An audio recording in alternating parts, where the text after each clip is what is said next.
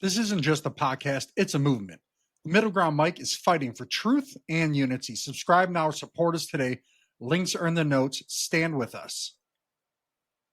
From pastor to FBI, something about these cases doesn't add up. And this is the Middle Ground Mike. All right, everybody, welcome to the Middle Ground Mike. We got a great guest today. His name's Eric Robinson, a former pastor, FBI agent. You know, most people think that they understand a lot of these things. You know, to me, it's kind of one of those things till you've lived it, you've been in it, you generally don't understand it. And anybody that watches this show, you know, I'm all about asking the questions and just finding out where the rabbit hole goes. You know, but my guest today, you know, he retired after 24 years as a special agent in the FBI. He's worked counterterrorism crimes, children, public corruption, white collar crime, served as a SWAT operator and firearms instructor. But before that, he was a pastor. So we'll explore how you go from pastor to that as well. You know, now he's releasing a memoir that's coming out, you know, collection of everything that he's been through. Eric, welcome to the Middle Ground Mike. Introduce Thanks yourself, a lot, tell Joe. everybody who you're about. Yeah, I grew up in the Toledo, Ohio area, and now we're both Michiganders. Grew up in a Christian home and followed that path along the way. Went into Christian ministry out of college and served in that for about a dozen years, to the point where I took a pastoral role in Western New York and then established a church, a Baptist church in Western New York. But I found that better men have been able to handle this better than I did, where I was unable to separate the difficulties that some of the congregants had as they would come to me and share, like, I'm having a hard time with my kids. One of them might be addicted to drugs. When folks were bringing these issues to me, I couldn't separate my owning that difficulty as well. And so for 2 years, every single day without fail, I had a stress-related headache. And I saw doctors, took medicine, always had headaches.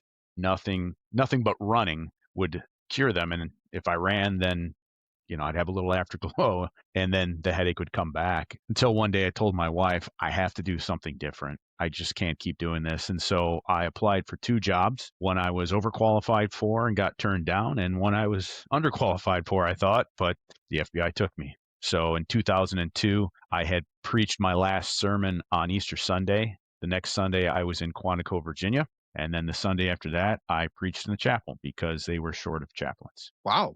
Well, that's definitely kind of a huge convert. I mean, especially, I mean, I can definitely see sometimes, you know, and I was telling you before the show, I've been doing a certain job for 20 something years, and I'm kind of ready to, you know, just branch off into something else. Not that I hate anybody I work with. I mean, there's a couple people that are particularly like that. Yeah. Oh, they very well. Quick pause for a second. A lot of people ask what gear and resources I use. So I put everything in one place: the microphones, books, anything that I use, tools behind the scenes for the Middle Ground Mike. And if you want to check it out, the links are in the description. Using them helps support the show.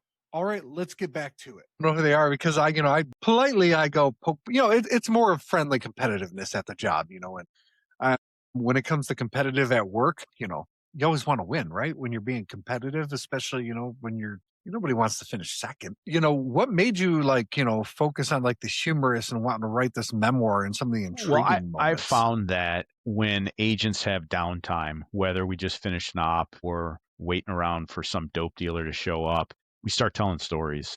And I haven't lost that fascination that I had when I first applied to the FBI and got accepted, that this is pretty remarkable. And so folks will tell stories, and they're just the general things that we do, cases we've been a part of, but they always seem amazing as well. So as I recounted some of the investigations I was a part of, or some of the mishaps, some of the crazy things that went on, I realized these are pretty amazing. These are things that maybe other folks would like to know about. And along with that is an understanding that's provided of, this is how an investigation works. These are some of the details that happen along the way. This is how we come about to bring an indictment against a terrorist or a man that I looked at for a number of years who had stolen, by my estimation, over $22 million from investors.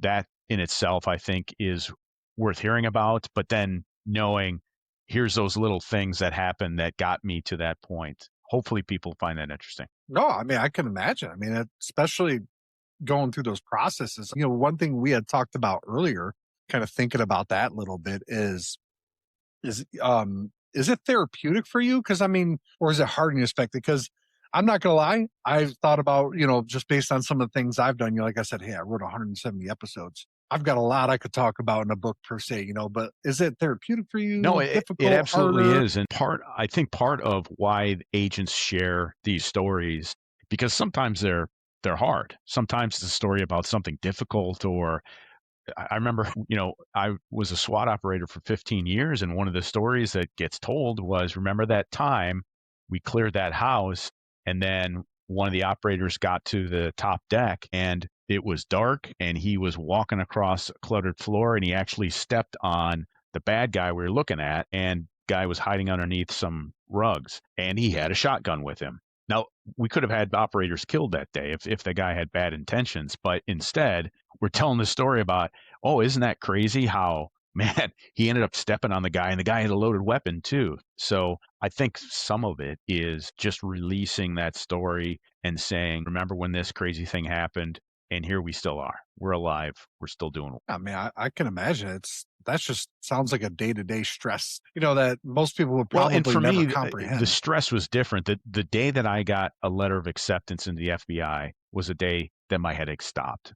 And so I knew, okay, this is the right choice. And obviously there's stress in law enforcement, but it's so much different. I can bring an offer to a prosecutor, say, here's the 12 guys I want to charge. And they come back and say, well, we're only going to charge these 8. So now I know that here's 4 guys who are definitely criminals. I can prove it, but they don't want to charge them. And ultimately, that's fine. Justice system will get them somewhere. But when I have or had a congregant coming to me and saying, my wife's going to leave me, I couldn't just say, well, you'll find somebody else, or it's not my problem. So there's stress in it, but it's more of a spike. And then, okay, now we're done. Yeah, it's the business that I operate in outside of here, and obviously I don't say it publicly because I don't want anybody to be like, oh, people are these days. It's I work in a business of seconds, right? Everything's like, and that's I don't get it per se to that degree, but everything will be going great, and then on a Saturday evening, all of a sudden it's like World War III breaks out, and you're like, oh, Jesus. And I can only imagine from your perspective how that, especially as a pastor, and so, not even that person's trying to ruin your evening or anything, right? Because generally they don't come to you with that intent, but because you care so much about those things, right? I don't say like ruins your evening, man, It but it puts did, a and burden on it. that's why I had to find something else, the new career path, and I found that working in law enforcement for me seemed to be a more comfortable fit. It seemed more natural. I eased into it. I'd never shot a gun before I joined the FBI, but eventually got to be proficient. And the work I did with the FBI was I didn't have to wear a mask. As a pastor, I felt like whether this is true or not, I had to be perfect. Our denomination was Baptist, and if you know anything about Baptists, you can't smoke, can't drink, don't go to movies, don't play cards. There's so many more rules, and I was always worried that, oh, I'm going to let people down because they're going to learn that I'm not that person. So with the FBI, we would just go out. I worked with excellent people, competent, intelligent people, and many of them were as good natured as anyone I worked with in the church. So it seemed like a comfortable fit, and getting out, doing the things on SWAT, digging into investigations, that was something that excited me. It spurred my mind. Working a complex financial investigation was like working a crossword puzzle. Like, you start seeing pieces fit, you follow up with more subpoenas, interviews, and now you start seeing, okay, this is what happened. This is what I can prove. Right. I mean, I can imagine that. I mean, still seems kind of stressful in that aspect from that end. You talked a little bit about obviously about, going from the ministry to the FBI. How did that like internal shift like really go, right? Because that's definitely got to be like huge internal, like you were ready for it, but no matter what we're ready for in life, right? Like you're ready, you still have that internal, like that. Let's take a quick break. The Middle Ground, Mike, isn't just another podcast. It's a movement for unity, for truth, for a future beyond the left and the right. But movements don't grow without people willing to stand up. Subscribe now on Buzzsprout. Fuel this mission directly on PayPal. Every subscription keeps the fire burning. The links are in the show notes. Be more than a listener. Be part of the Middle Ground.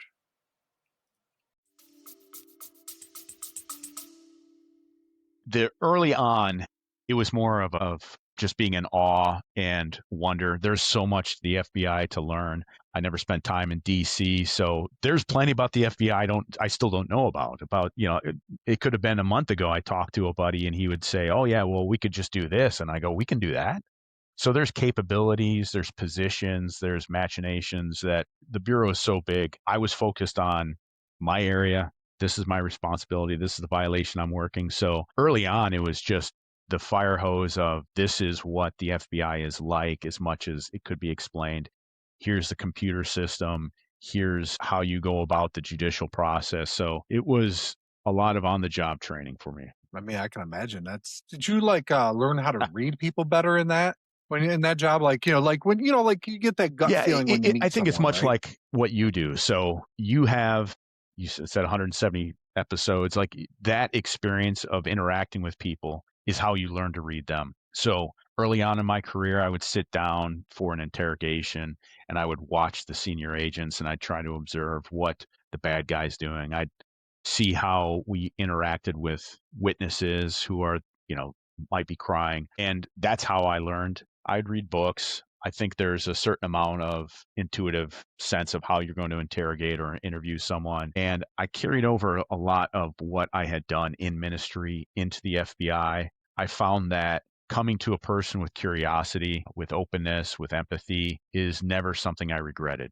There's a mandate that I think is in some ways false in law enforcement, that you need to take control of a situation. And the way to do that is to grab people, to scream at them, to start cursing. But there's a measure where you can have control of a situation, but still show people kindness, still show humanity. And one thing I learned early was when I come to your door and I break it down, and I've got 10 guys with me with rifles, and I show you a warrant that says I'm going to take you away and I put you in handcuffs, I've already shown force. I've shown you that I'm in control. So there's no need for me to scream on top of that. If you oppose me, there's no need for me to start shoving you around. There may be a place for it other times, but I've already knocked you down to where you're probably humiliated, you've lost face. So now if there's some way that I can build you back up to where we can communicate, I found many times that I was able to get bad guys telling me things that they know they shouldn't, but they're doing it anyway. I mean, I can imagine that's not easy. Especially getting them to just tell you, they probably Well, and it always reluctant or depended on when I worked dope in Chicago, these were guys who oftentimes had many run-ins with law enforcement. So I was early in my career, so they were a bit more savvy than I was even. And it depended on the violation. So when we worked crimes against children and we'd arrest a pedophile, these are guys who going in, I didn't have to tell them they're disgusting. I didn't have to tell them that they were awful human beings. They already felt that about themselves. And so if I just spoke to them like a normal person and showed them that there's an opportunity to reserve some dignity, that was unexpected. And rather than getting yelled at, they knew this day was going to come. At some point, the things they did would have comeuppance. And I would say, well, here it is, but let's talk. And I didn't rate them. I didn't make them feel more shame for what they'd done. They had plenty of that coming in. yeah. I mean, generally. So, going to school as you grow up, right? They're always like, hey, just tell the truth, da da da.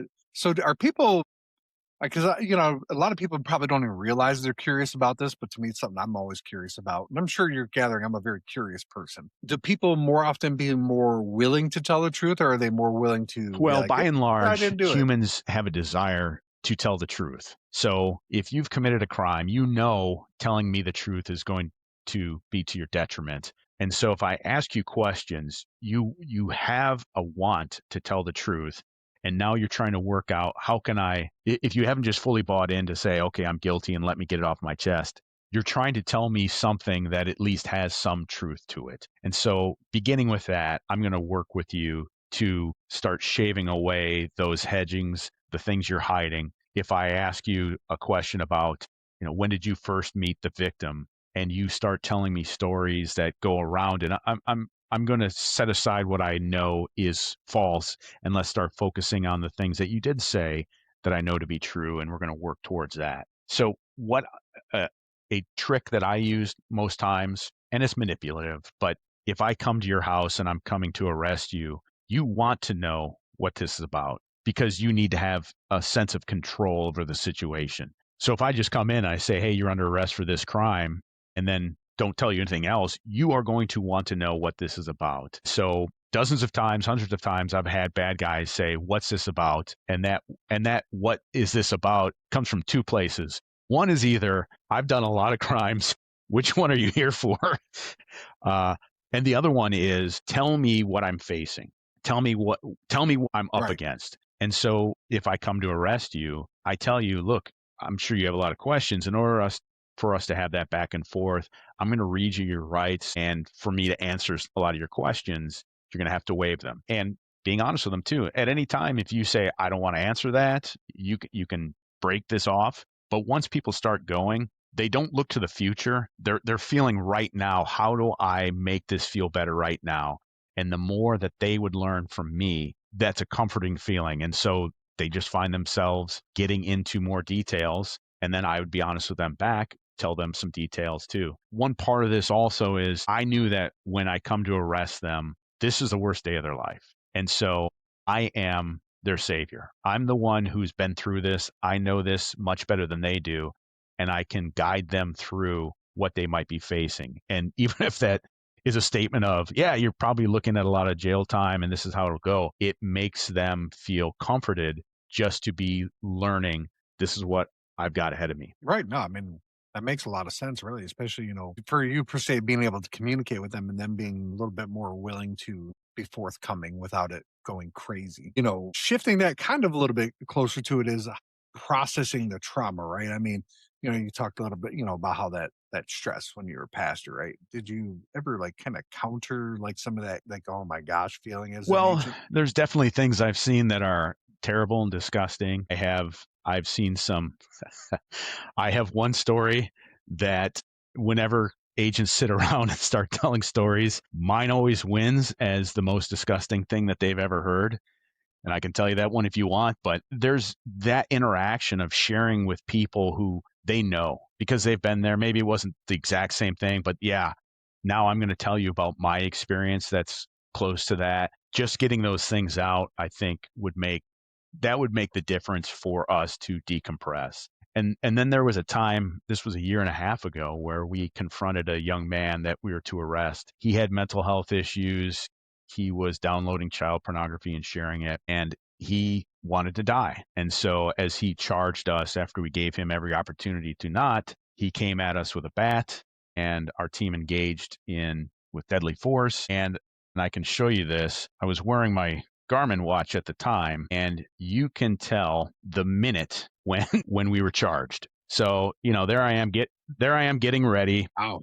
Carrying gear. And so heart rate's, rising to 90 or 95 just because I got to move. And then it spikes because here is that threat. And as you saw there, then it came down. It still was a bit elevated, but we would experience those spikes. And then just from the experience and knowing that you're with others, you're safe. Now the heart rate levels out. I mean, that makes a lot. Oof. That's a huge spike, man. I mean, did you like feel that in your chest? Absolutely. Oh man. He was shot directly in front of me at my feet. And then we had to have guys rush in. We took care of this guy. We rendered aid immediately, but then guys had to still cover the house because we had an unknown threat. And then we had to clear the house for the evidence team to come in. And I got to tell you, everybody's on the radio. And normally, we'll just say, hey, need to over here. But everyone's yelling because they're still amped up. And so folks are screaming, need to, even though there was no threat, they still were experiencing that in their body. That's tough. That is not that's not easy. We had talked a little bit off the show about some of the investigations, like some of the things. What's probably maybe the one that stuck out to you the most? Like, when you just think of, man, my career, and it's just like, man, I had a case that lasted for years. It was a financial case, as I mentioned, on a guy who had stolen millions of dollars from investors. And he was a fellow who he was working with MCI WorldCom, if you go back in the day, and was, if you remember, we used to buy our long distance in bundles. And so you'd be like, hey, if you buy off of me, you can call long distance for 12 cents a minute. So he was doing that, very legitimate, was making about $1 million a year. And this is back in the 90s. So he was well off. But then he started getting into new investments. He would start a new company and he would pull in investors. And then these investors would give him tens and hundreds of thousands of dollars. And then the company would go broke. And he's like, startups sometimes happen like that. He was using all the money for himself. And he did this for company after company. But by the time the case came to me and I started investigating him, he had stolen all the money from every investor and now was moving on to brokering foreign bonds. And these were crazy things that he would find on the internet, but there was this whole world of people who would just get on a phone and they would try brokering these deals with each other. And it was kind of a standoff because both of them were saying, do you know somebody who might want to buy these bonds? And the other guy was like, no, I'm trying to find somebody who'll buy these bonds that I represent. And you think, okay, well, maybe there's some validity to it, but this man was looking to get just a 1% interest in the sale of the bond, but these were purportedly $100 billion. So he would get $1 billion, which it was all fanciful. And one set of bonds they were real in the sense of it was Mexican railroad bonds from 1908 or something. But you could also go on eBay and buy one of these for $17. They were, the Mexican government isn't going to pay somebody $50 billion for cashing them in.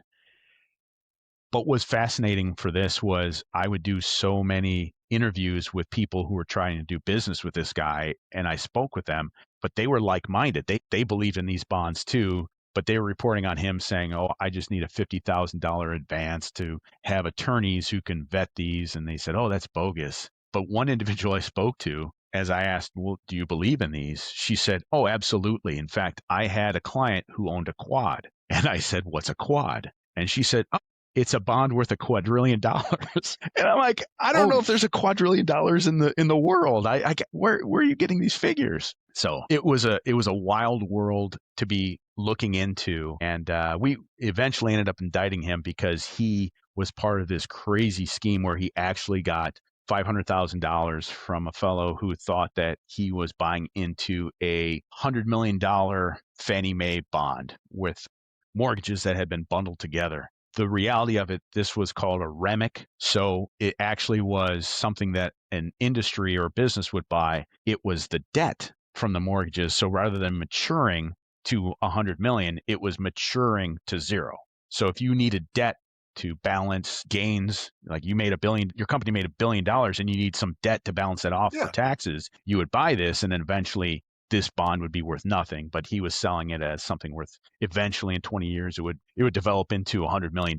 And he got $500,000 off of that. And if you've ever seen the movie Brewster's Millions with Richard Pryor, older movie from the 80s, I think I've seen that the one. basis of the story is a man can inherit $300 million if he spends, I think it is $30 million in 30 days or something of that nature. So this fellow got $500,000 and he blew it in 45 days, which and he bought nothing. He didn't buy a house, didn't buy a car. And if I challenged you to blow $500,000 in a month and a half, I don't know that you could do it. You can't buy anything over $1,000.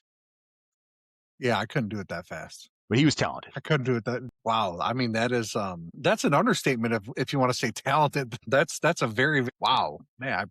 So I had $500,000. I could think absolutely. Of and at this point, he had blown through all the money he had stolen in the past. So he was sleeping on his realtor's futon at this time. Like he had, his wife left him. He remarried. That wife left him. He had a girlfriend. Now in my area, he could have bought a house and a car and lived off of that for easily 10, 15 years. But instead he bought steak dinners and went gambling. Nothing at all. Nothing to show for it at the end, except for some memories. And those don't last very long. We talked a little bit earlier about, some of the per se cases or agendas. I don't know, not agendas, wrong phrasing, cases that you were involved in.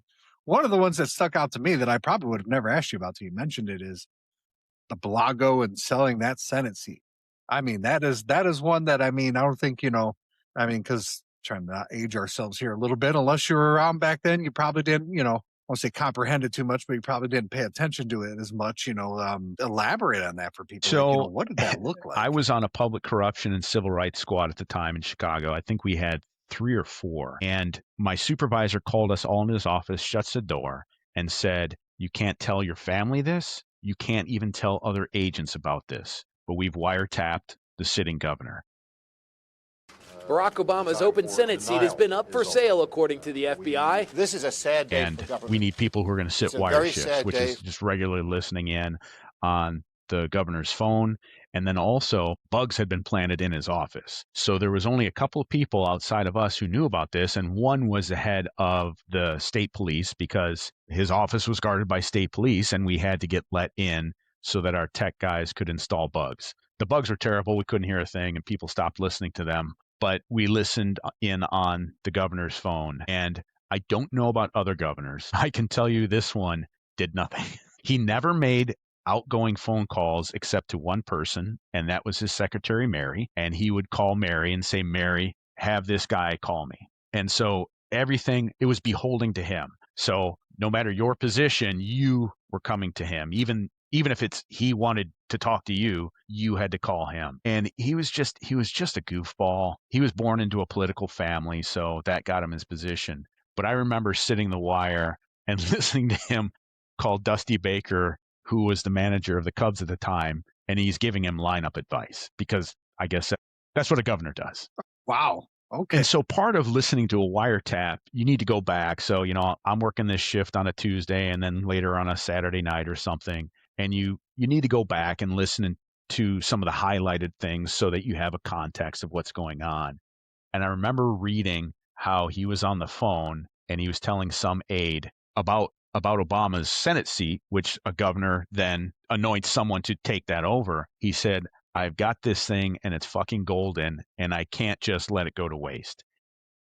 I've got this thing and it's golden. And I'm just not giving it up for nothing.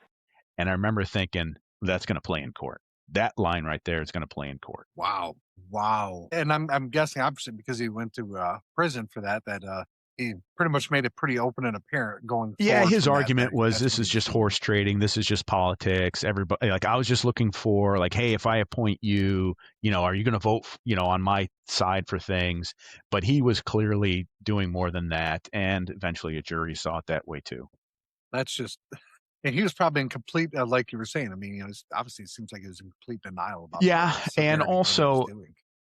the way the case went down, a little premature, is that the Chicago Tribune was doing their own investigation into Blagojevich. And so they reported on one of his aides being an informant, which we won't say whether he was, and wearing a wire against him.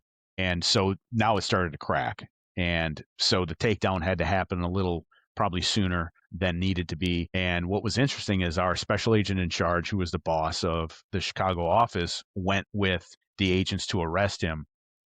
And Blagojevich didn't believe that this was the FBI. He thought it was a joke. And so he didn't answer the door until the boss called him on the phone and said, "Yeah, it's real." Wow. Okay. Is there any, so I guess when you're kind of looking at that from your perspective, right? FBI agent, does that really long-term hurt the public perception of not necessarily the bureau, right? But of the office and faith in the, Well, the I think office so, type but thing? it opens people's eyes to, this is what's going on.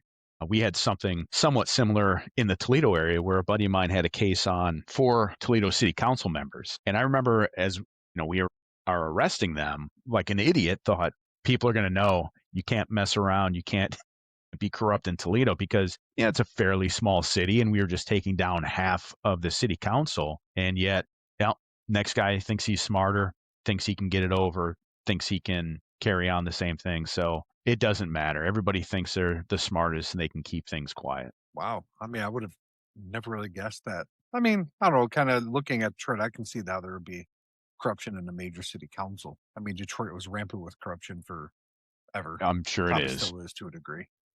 That seems to be how politics seems to go. So talk a little bit about you had mentioned some of the January 6th stuff, and that's something that's very relevant to the modern and the younger people. They kind of grew up knowing about that. How did that Well, look the way like it from your looked end? is everybody ended up having a case. Everybody touched it one way or another, whether it's SWAT doing arrests or analysts helping out reviewing camera footage. And nobody really was excited about it. Most people were frustrated that this even happened to be a case in the first place. And you'd get a lead from headquarters and they'd say, here you go, here's somebody, or here's someone who's reported, look at them. And you work up the case. And most guys spent more time doing the investigation than these fellows were going to end up having spent time in prison. So nobody was excited, but we're doing our job. Some of these folks were pretty dangerous in that, yeah, okay, they stormed the Capitol, or they didn't storm the Capitol, they just trespassed later. But some of these guys were very anti-police or anti-DOJ.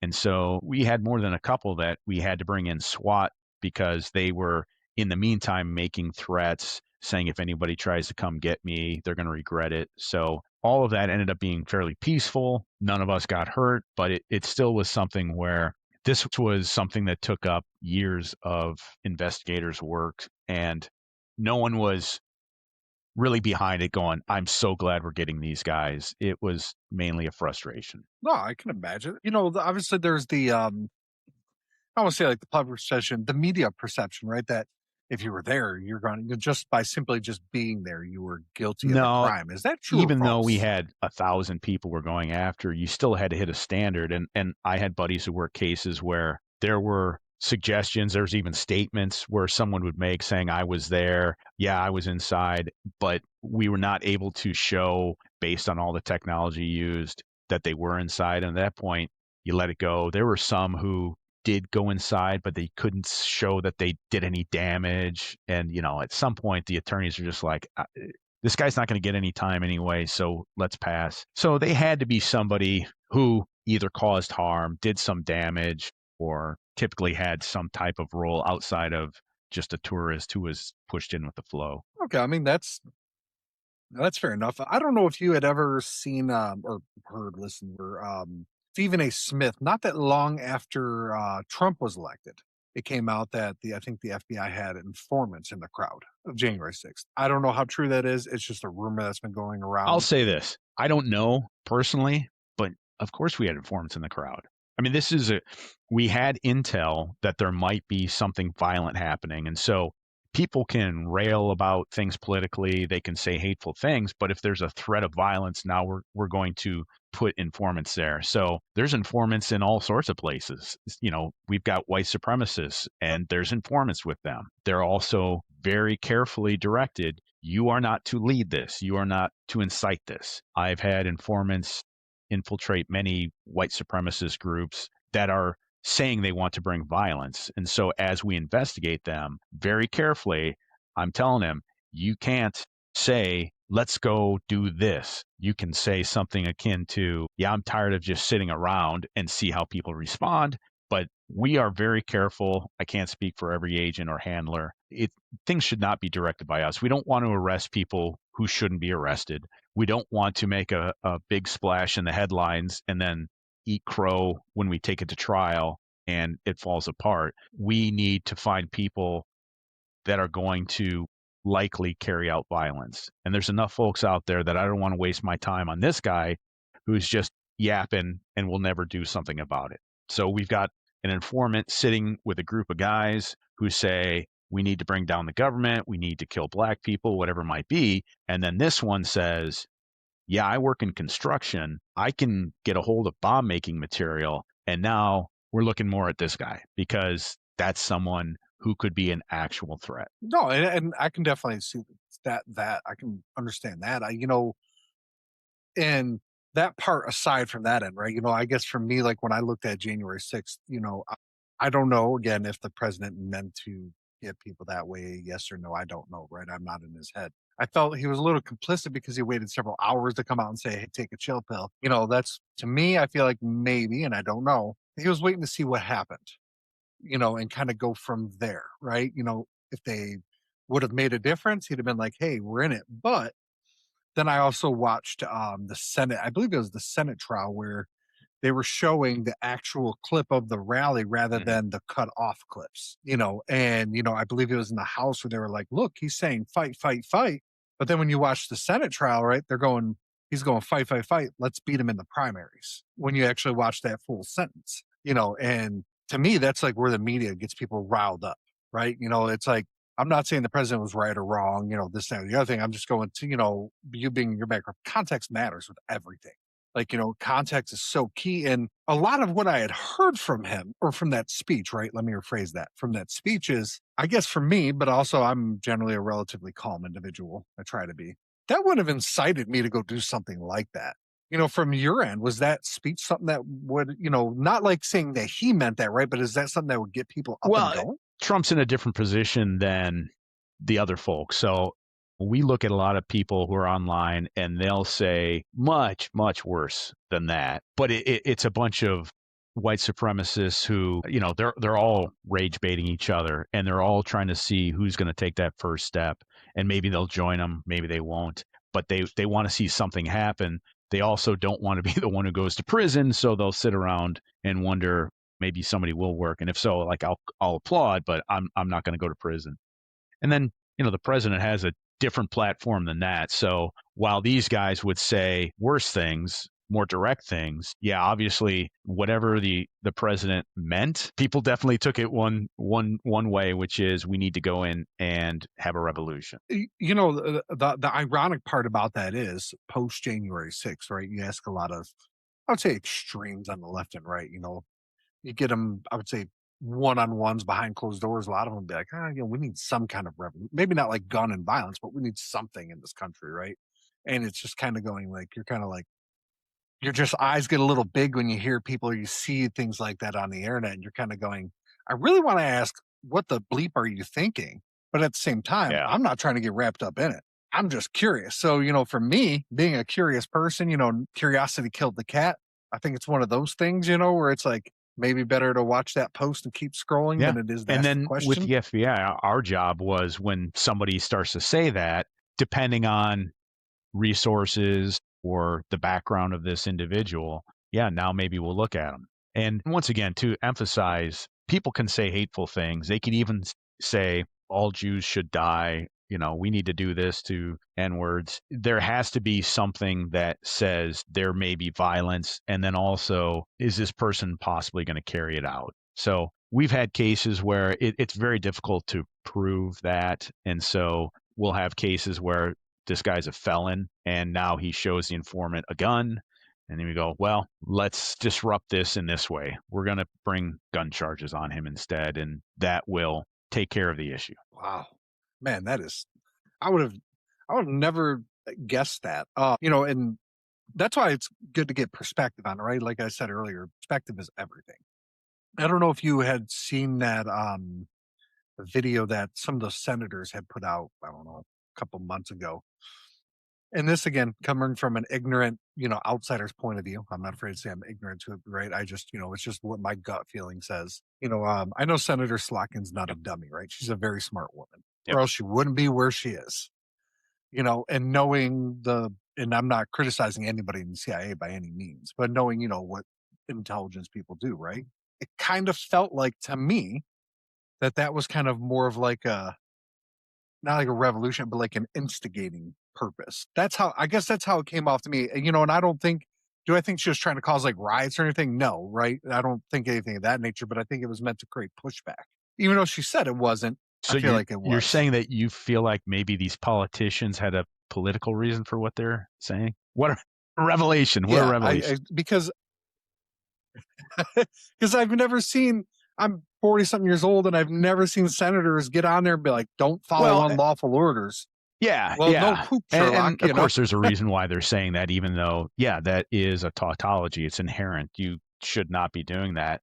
But in my own experience, so the FBI, we follow the Constitution, we follow the laws, we follow so many Bureau guidelines that have nothing to do with legality. They're just our own guidelines. And yet I have been in situations where I have turned to buddies on the SWAT team. I've talked to fellow agents and I've said, based on something that I've seen or the atmosphere that we're in, hey, if you ever see me starting to go out of line, put your hand on my shoulder and I'm going to respond to that. If you see me doing something that I shouldn't be, I'm going to listen to you.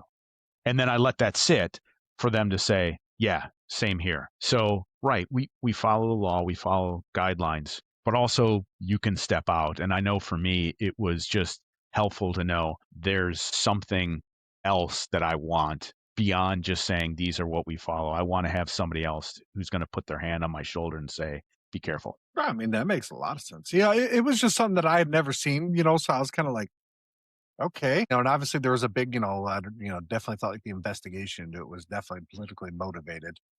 I don't really know if there was anything to investigate because it just seemed like, something they all recorded and kind of just put out there type deal. Didn't seem like there was this like massive, Well, like you conspiracy said, going into politically it. motivated on one side, and then also, yeah, no shit, Sherlock. Right. It's not illegal to say don't follow unlawful orders. Yeah, it was, it's just so many things that are going right now, right? And you've got a lot of law enforcement background, obviously, in Pastor. Is America going to be able to heal from this divide? Do we have? I'm not saying like for sure, right? Because there's never anything, nothing's for sure. But do we have that opportunity to come back from Yeah. where we're at? I don't know how well I'm able to speak to that. I have told my family and those around me, my biggest concern is going to be that immediate circle, and then it broadens from there. And as we get to America, I have very little influence. I hardly have that much influence on my own family for that matter, but I try to take care of those around me. And then I try to have a positive influence on my community as I can touch it. And then from there, it is much less. So I worry about how me, my wife, my kids, and those around me, my extended family, how they are going to respond and deal with difficulties. And that's the best that I can do. Yeah, I mean, it's as divided as it feels today to me, right? When you look at history, America's had a lot of points that seem to look like this, that it's come back from, but I'm guessing probably every generation that's faced, these kind of tough times at certain points, where it's just, they probably all felt the same way, right? Like, how do we come Yeah, back and from that's the this? one Where do thing we that go? I hold to, that, I was barely in the 60s, and for the time that I was in the 60s, I didn't have much consciousness. But we've had very difficult things that the country's gone through, and it's just a generation away. And we rebounded well. So that's something that I try to take part in, that yes, there's a lot of resiliency to humanity. United States has shown resiliency as well. And so I'm depending upon that. Yeah, all of us are, unfortunately. I mean, in a good way and in a bad way, I guess. I had actually not covered, but I had like done a couple shorts and a little bit of an episode on Gen Z. And the more I learn about Gen Z, the more I find that it's probably one of the most misunderstood generations out there. Not completely politically, but in a lot of philosophical, faith based ways. Gen Z has a lot more in common with the quote unquote greatest generation than the previous two generations. So I believe it was Yale did a study, and I forget, like, it's like a per person average or however they calculate it for people that go to church, right? And they found that this generation, as a percentage of them, go to church at the highest rate not seen Interesting. since that generation. And they found that as COVID went through, things of that nature happened, that people kind of started to look for where's the answers, right? And you being a pastor, right? Like when things like that happen, you start looking for something beyond what's in front of you because it doesn't seem like that's the answer. So you start, like, to me, we all look, when we're confused, whatever, that thing that you're looking for is always on the inside. And that's where, to me, is, that's God, right? Jesus, however you want to view it. And that generation is going, even though they're not as, strict religious, doctrine, right? That faith I see is kind of coming back to a degree in there. And it's more men than it is women, which is the complete opposite of what it was in those generations. So it's very interesting to see, because a lot of young men these days, not us older people, they feel ostracized, right? They feel like, you're bad for being a guy. At least they're told that. And a lot, either subtly or depending on the politician you watch directly, or whatever channel or Facebook, whatever you're on, there's a lot of things out there to tell young men you're not good because you're a young man, and depending on your race, that issue too. So it was interesting to find that Gen Z has kind of really started to go back towards that direction. And where that gives me hope is, okay, down the road, as because as you gain experience in life, you tend to moderate a little bit. You kind of, or most people do. I feel like there is going to be a positive outcome, or hopefully I feel like there's going to be a positive outcome. I look at, I have a 16-year-old son, and he's active in 2 different church youth groups. He's all about that, and but he's still got a little bit of that younger generation stuff that he, I don't know, tolerates, is okay with. And I'm always kind of going, I'm like, got a friend that was part of the, I don't want to say like woke, but like the heathen, their crowd. And I said, hey, listen, I'll always be respectful. I don't care what they do with their personal life. But if I accidentally missay something, not on purpose, right? Because if you look like a guy, you dress like a guy, and you talk like a guy, I'm probably going to say, hey, buddy, or, just natural habit, right? If they start wigging out in my house, they're going to be asked to leave. And if they want to correct me, okay. But if they get rude about it, we're going to have a conversation. It's, because I try, as much as I don't agree with it per se, I try to be respectful of other people. It's not my life to live, it's theirs. And, that's so, I see sometimes where I won't say like tolerates, he's got friends like that, but then, he's kind of just like, I can see that conflict, right? And I feel like the woke thing, whatever you want to call it, I don't, people call it woke culture because I don't think there's really any other name for it right now. I think they're just kind of going, okay, live your life, I'll live mine. And that's kind of how the younger crowd is. And I think for a long time, that's how America was, at least when I was growing up to a degree, right? Always certain issues, but I like to use the reference of, I'm sure you know who RuPaul is. Nobody cared about RuPaul, at least to me. I don't remember anybody ever like having this huge, I mean, obviously, like, if you're sitting around a church and, you talk about RuPaul, people are going to have issues, but I'm talking like as in general society. RuPaul, like, it was like an afterthought almost, because RuPaul was kind of more of like, that's who I am, like me or not, have a good day. And where I feel like now, and not just in this aspect, but now everybody's like, you have to think the way that I do, or there's something wrong. My experience with the transgender community has been largely that most are understanding. And there's always, I mean, any community you look at, there's going to be outliers, but most are understanding that I'm trying to learn, I'm trying to do my best to interact with you. And like many people, if someone senses good intent or earnestness, they reflect that back. And so, yeah, mistakes made. Something for folks on this side to realize too is those mistakes might sting a bit more to someone because they have had someone close to them in their life who has purposely misgendered or mislabeled. And so now they're on edge. Now they, like they're trying to be aware of who's a threat to me. So as long as there's that understanding, which I've seen for most folks, I'm trying to do what I can to properly respect you. And an apology comes like, oh, I'm sorry, I didn't mean to misspeak that way. I think a lot of people, just as you said, if you want to live your life, be happy. And I'm glad for it because it doesn't really affect me. The way that you want to be who you are, that's fine. And I've always found it that if the inconvenience for me is learning pronouns, I'm an educated man. That's at least, I just showed you before, like the spike in heart rate as we had to engage with a kid, I can do that. That's easy. I've done much harder things before. Yeah. Yeah. And I try to, there's people that work in my company that are of the transgender nature, and most of them are pretty just, they kind of come and do their job or whatever, and they go home. And I'm like, okay, cool. I've had one though that was like, ooh, buddy. It was like the poster child for what a lot of people don't like about it. I was like, I need to file a complaint. I'm like, well, okay, about what? They said, sir. And I'm like, what do you mean? They were like, well, they're new. And they said, sir. I was like, next person. I'm like, well, I'm not trying to be rude here. I was like, but you dress like a guy. You talk like a guy. You've got like beard, facial hair.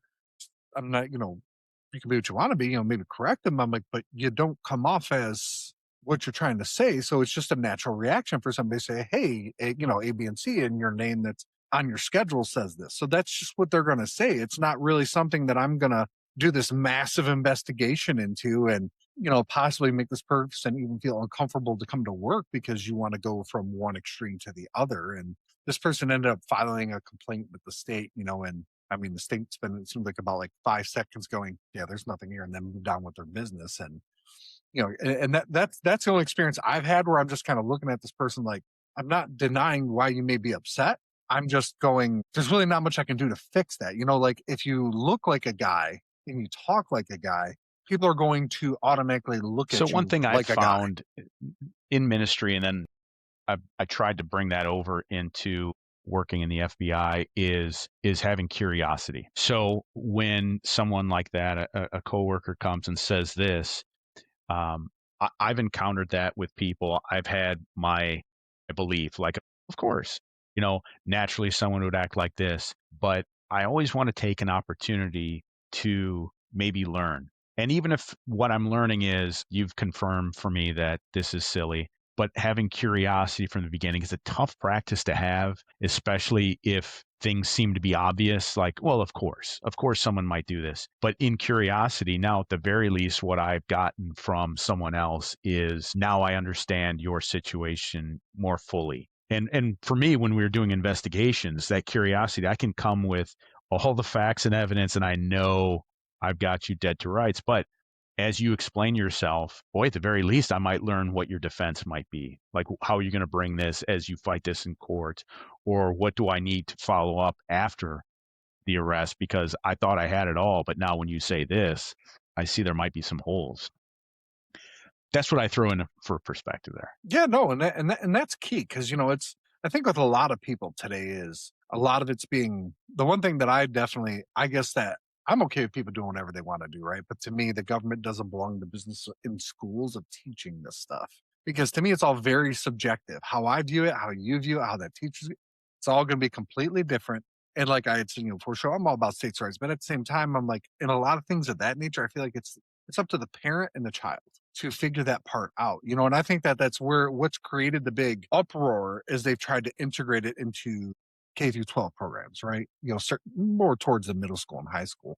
There's been some extreme cases, but I think it's very in the minority of them. I think that's where the pushback has come, right? Because people are like, hey, me and my child decide we want to go this route or whatever. Fine. But I don't think that the school district should be the one instructing my kids on something like this. And I think that's where you have the big uproar. I don't know if from Ohio, Vivek Ramaswamy.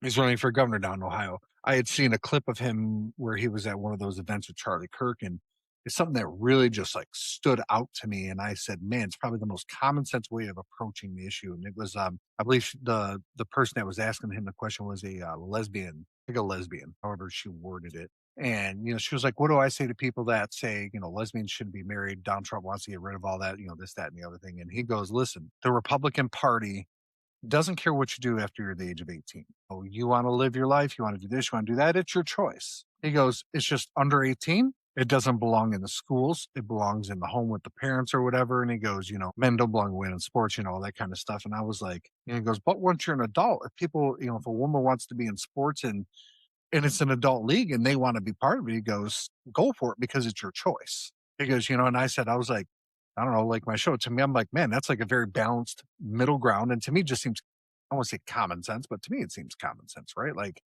as a parent, you should want to, I won't say control, right? But you should want to heavily guide / influence how your child deals with things. Sure. I find that Vivek Ramaswamy, first off, he's a thief and got to be where he is by stealing money. And so I don't care for his position. I also would push back on saying that the Republican Party doesn't care about what you do when you turn 18, when just recently we learned that Missouri said if you are transgender, you have to turn in your driver's license and have to, now they're mandating you must go by the gender at birth. Vivek may mean that. He may believe that. I don't know. But I don't trust that they say, oh, don't worry, we're not going to get involved in your life once you turn 18. So I would, in many ways, embrace that idea. I know that a lot of people do have pushback with what's being taught in schools. And similarly, what's being taught is, look, this is what is in the world because it is true. Homosexuality, transgenderism is in the world. If it is hopefully being taught as this is something out there and this is what you should know at an age appropriate level, that can be helpful because it can be helpful just as we're having this discussion of knowing what, someone like this may want to be treated this way, or here's aspects that can be kinder. I don't know that it's the place of elementary schools to be teaching kindness necessarily, but if that is something that's coming out so that kids can just be aware, they're going to be aware anyway. I didn't have any that I knew of gay friends through high school or college, but I probably would have benefited knowing from them, just because there are people like that in the world. And so it helps to understand them. Yeah, I can only imagine. I mean, it's a hard, you know, and I guess for me, I don't really know what the right or wrong answer is, right? Like, you know, it's really hard to know Well, I'll tell what you what the direction to right go answer in. is. So the right answer is this: you treat people with love and kindness. And I know that now you can interpret different ways, and people can say it's this, but that's when we had started my church going way back before the FBI. I had asked everyone to take a flinch test. So we started with a core group of Christians, and we're going to reach out to people who didn't normally go to church. And I said, can you deal with somebody coming into church and they're wearing a heavy metal concert t-shirt? Because that's not what Baptists have. Are you okay if somebody comes in, a male with piercings? What if they have alcohol in their breath?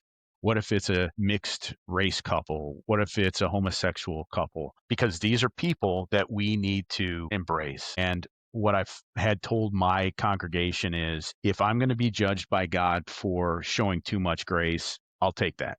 And so as much as we can show grace, love, and kindness, as you interpret it, I think that's the right answer. Yeah, I mean, most definitely. I mean, Yeah, I would seems to hope be you pretty much spot on, really. I would hope you wouldn't I argue mean, with me for on that one. decency. No, no, I mean, there's really not a better way to say it, you know? I mean, that's perfect. You know, is there any, you know, winding down here, is there anything that people should know? I mean, because obviously your memoir is not out yet. Where can they maybe look forward or follow you on a certain platform or something of that Sure. nature I to am keep on in touch with Instagram it? at _Eric_Robinson, and you can look me up on LinkedIn. And when you do, you'll see this face pretty much the same, and can follow me that way. From there, I'll be promoting the book as it comes out in the fall, and we'll have our URL ready for the website for the book too. Okay, awesome. Well, Eric, I really Absolutely. appreciate your time today. You know, we covered a lot, and I think people are going to get a lot of benefit from listening to some of these things, because those are a lot of, like I say, those are the nuances that you don't see in Yeah. the 30-second media clips. So, you know, Eric, and everybody check out his Instagram, his LinkedIn, whichever one you use. I know LinkedIn seems to be the thing. I should probably get on there one day. You know, I have a profile on there, but I think the last time I updated it was like 2017 or something like that. It's been a long time. But again, everybody, thank you for tuning in. Check out his stuff, and I hope everybody has a good day.